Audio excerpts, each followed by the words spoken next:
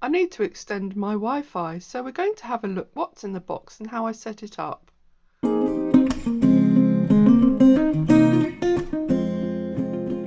Hi everyone, welcome to Planet Juju. Now I've been needing to extend my Wi-Fi signal for ages, but we've just had a new conservatory built and it doesn't extend to the conservatory. And a neighbour who lives in a house very similar to mine has recommended this one. It's supposed to work with all broadband providers and it tells me it will extend Wi-Fi to every room.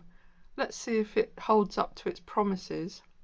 The way I understand it is that you connect this to the router and plug it into the same electrical system as you put these two around the house, and then it extends the Wi-Fi system through the electrical system. At home I've got the router in my office and it's the furthest point from the conservatory. So while I can get signals in most parts of the house, there are blind spots, and these mainly relate to the other end of the house. Let's have a look and see what's in this box.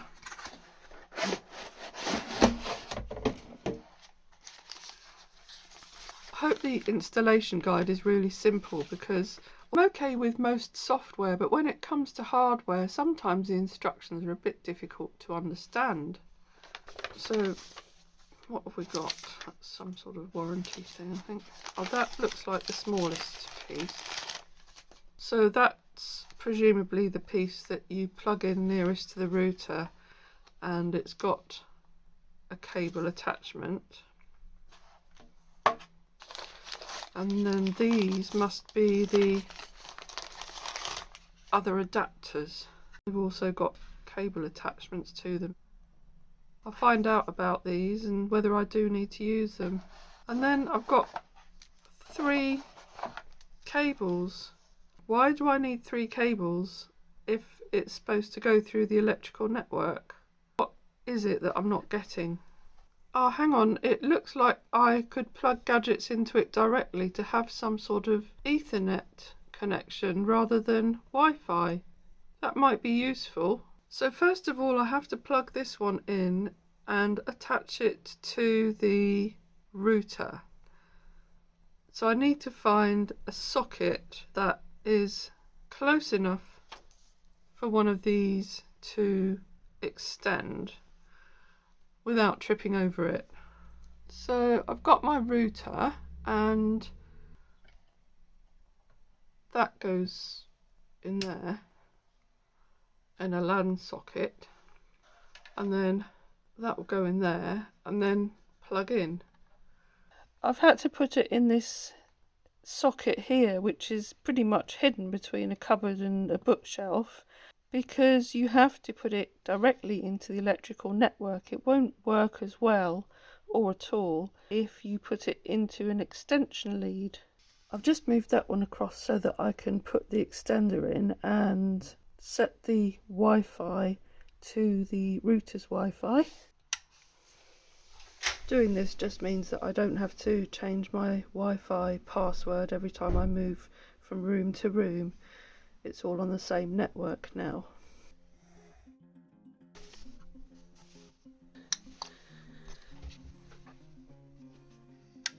And the same with the second one.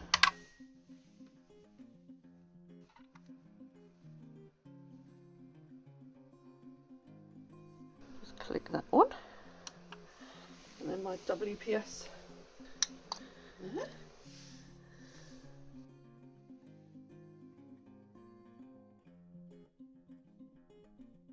I think it's all done now. But I'm just going to pair this one as well so that I could plug in through the Ethernet socket just in case the Wi-Fi goes down a bit. I just need to get this pair button on here pressed, which is on the other side, which is typical, so I've got to just move the cupboard and then press the pair button on the bottom of this one. So I'll just press that pair button on the bottom there.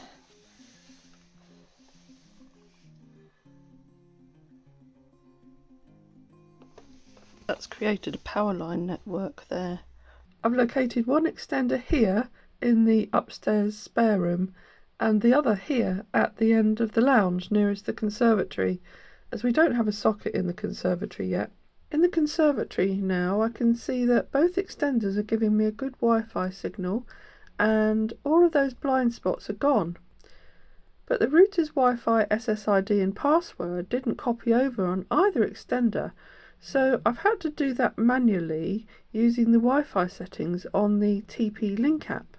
It says to do this in the instructions, but it doesn't say how. They do provide an online utility manual, but the app's really simple to negotiate. And now the transition from the main signal to an extender signal is seamless. On the app you've got this great facility to turn the LEDs on and off. I'm happy having all of the LEDs turned off all the time because I think it might help the devices not get too overheated. They do seem to be quite hot when you touch them. Sat in the conservatory looking out at the garden, the signal varies from fair to good. I wonder how far it extends out into the garden. So let's see how far I can get now I'm outside.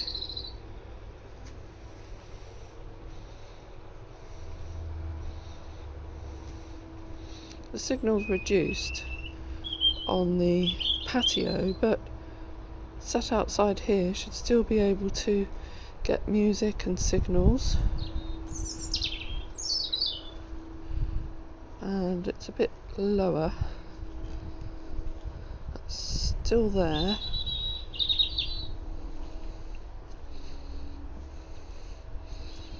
And just as I'm coming up to my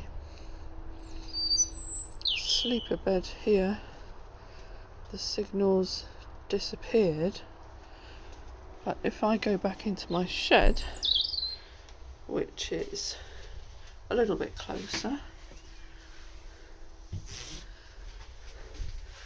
and I sit down in my chair and look up my garden, I can get a signal. I'm very happy with that. Well, I muddled through that okay, and I hope you found that interesting too. If you notice this strange protrusion in my garden and you're wondering what it might be, then stick around as a subscriber because there'll be a video coming out on that. Thanks for watching, and I hope to see you again soon.